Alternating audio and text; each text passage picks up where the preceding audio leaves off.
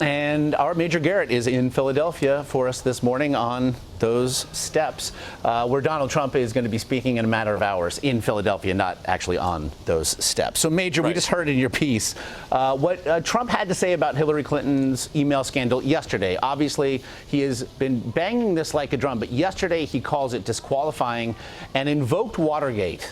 Is this about as aggressive an attack as you've heard from him thus far on this issue?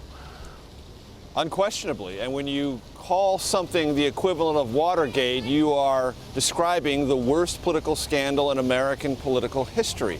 The only one that led a sitting American president to resign, not just because of the revulsion of the opposition party, but revulsion over the underlying actions in Richard Nixon's case, a cover-up of the Watergate break-in that led Republicans to defect and force a president of the United States in office to resign.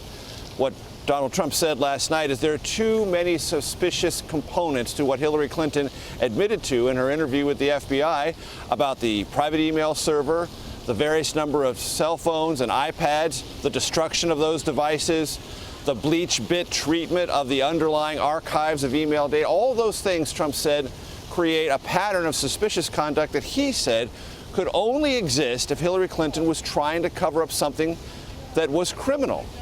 He said it really isn't plausible any longer to assume she was ignorant of all the underlying procedures. She must have been up to something truly nefarious. And he said, in fact, it was criminal.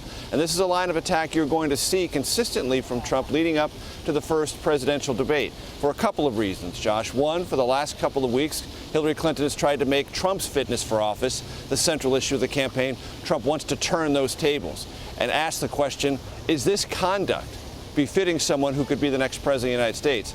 The other reason Trump is going to continue to focus on it is because he tells his audiences, do you want 4 years of Clinton fatigue and scandals? You see them right now. They're going to continue. It's not going to stop if she's elected president. So it's kind of a turnout mechanism for his own supporters. If you don't want this to happen, you need to vote. And we heard that in Greenville, North Carolina, more explicitly than ever before. Trump was saying not only vote, but he, for the first time in my memory, talked about the early voting date, when it begins in North Carolina. There were actual Trump operatives within the hall taking down names, voter registration, all the basics that we've never seen before in the Trump organization. They're now beginning to show up. So all this sort of came together for Trump last night. And we're seeing, despite a somewhat rocky month for the GOP candidate, we're seeing a tightening now in most national polls. In fact, during those remarks in North Carolina, we did hear Donald Trump point specifically to one CNN poll in which he is leading. Is there an extra skip in the step of campaign staffers today? Well, you talk to those who work on the ground for the Trump campaign, North Carolina, where we were last night, Ohio the day before, and they say, look, they notice an enormous difference in the tempo of the campaign. It stays on message. It has a message it wants to deliver day in and day out. Those who work in the fields are communicated to by the campaign in New York.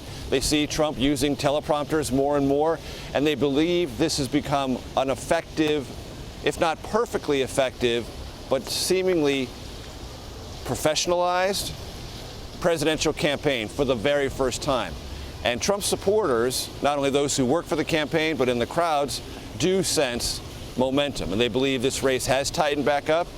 But as Trump knows, and as he said last night, this race is far from over. Hillary Clinton still retains a number of advantages, and Trump supporters are going to have to do more than just show up at rallies. They're going to have to cast their ballots, and Trump is beginning to weave that into his stump speech far more aggressively and far more persistently. Foreign policy and defense in the offing today. What to expect then from his remarks later today there in Philadelphia? A couple of things. He's going to say, I'm tired of, and America is tired of, what Trump will call military adventurism, which is what he will call the penchant recently to deploy U.S. armed forces in pursuit of democracy, even in places where there are no democratic traditions or no real desire, Trump says, to build a stable democracy.